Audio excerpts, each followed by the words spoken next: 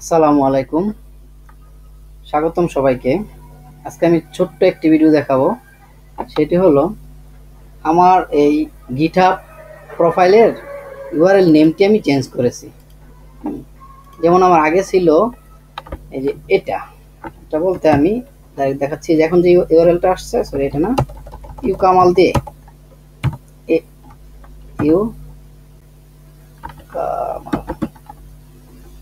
ইউকামাল এটা সরি গিটল্যাবে চলে গেছিল। গিটহাব, এই যে গিটহাবে এখন যে ইউআরএলটা দেখতেছেন, ইউআরএলটা ছিল আমার আগে এটা। তো এটার নাম চেঞ্জ করে আমি এই নেমটা দিয়েছি। তো এখন যার কারণে আমার এই যে আগে যে লুকটা ছিল, হ্যাঁ, এগুলা কিন্তু ইউআরএলটা চেঞ্জ হওয়ার কারণে আমার এই লুকটা আর এখানে নাই। তো তার জন্য আমার এখানে একটা readme.md অ্যাড করতে হবে।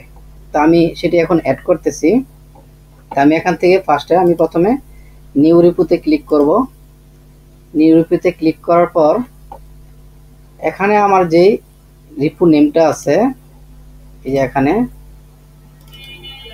ডেভ কামাল, আমি এটা একটু পুরোটা ওপেন করি।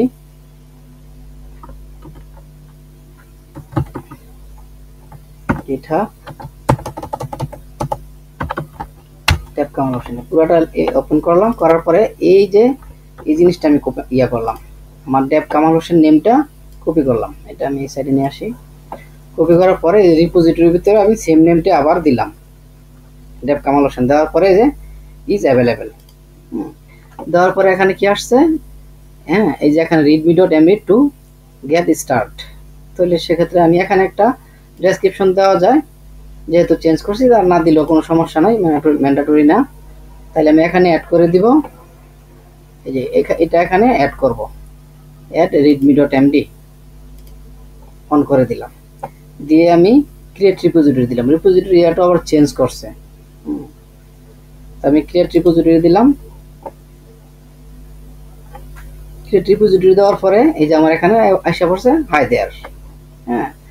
আর এখানে যেটা আমার ছিল, এই যে কই, এই যে ফার্স্ট এটাতে এখানে কিন্তু আমার কিছু নাই, হ্যাঁ, মানে readme.md বলতে কিছু না, এখানে এই লুকটি দেখাচ্ছে, তাই না? আমি এখন রিফ্রেশ করতেছি।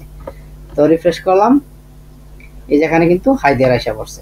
তার মানে readme.md নামে যে টেক্সটটা এখানে আছে এটা আসা পড়ছে। তার আমি এখানে আমার যেহেতু এখানে করা ছিল এই যে ইউকামালের মাঝে, আমি এই সবগুলোই কপি করে কোড করে আমি ওখানে পেস্ট করে দেব। আমার জন্য খুবই সহজ। তো আপনারা যারা করতে হবে, আপনারা এগুলো আবার একটা HTML টেমপ্লেট করে তারপরে এগুলো করে রাখবেন, করেন তারপরে ওখানে অ্যাড করে দিবেন। তাহলে আমি এখানে সবগুলো আমি কন্ট্রোল এ দিয়ে কন্ট্রোল সি দিয়ে আমি কপি করলাম, কন্ট্রোল এ দিয়ে মানে সিলেক্ট করলাম, কন্ট্রোল সি দিয়ে কপি করলাম। করার পরে আমি এখানে আবার গেলাম, গিয়ে আমি আবার এটাতে এডিটে ক্লিক করলাম। করার পরে readme.md তে যে এডিটের অপশনটা আছে, এখানে সব কিছু দেওয়া আছে, জাস্ট আমার এগুলো দরকার নাই। আমি কন্ট্রোল এ দিয়ে সবগুলো কেটে আমি ওই যেটা কপি করছি ওইটা আমি এখানে পেস্ট করে দিলাম। পেস্ট করে দিয়ে জাস্ট আমি এখানে কমিট চেঞ্জ দিয়ে দিলাম, দিয়ে কমিট চেঞ্জ ওকে ওকে দিয়ে দিলাম। হোপফুলি হয়ে গেছে সবকিছুই, আমার এভরিথিং ওকে হয়ে গেছে। তো আমি আবার গিটহাবে গিয়ে আমি নতুন জায়গায় চেক করে দেখি, এই যে আমার সবকিছুই আসা পড়ছে, এভরিথিং আসা পড়ছে আমার আগে যা যা ছিল। তো এখানে আরেকটু কিছু আমার ইয়ে আছে, এক্সট্রা কিছু আমার দেখা যায় এখানে tiny1 readme start কিছু কিছু ইয়ে আছে যেগুলো আমার চেঞ্জ করতে হবে। এগুলো আমার পার্সোনাল বিষয়, আমি সেগুলো এখান থেকে চেঞ্জ করে নিব। কীভাবে চেঞ্জ করবো, আবার এখানে এডিটে গিয়ে আমি এগুলো এখন আবার রিমুভ করে দিব এখান থেকে।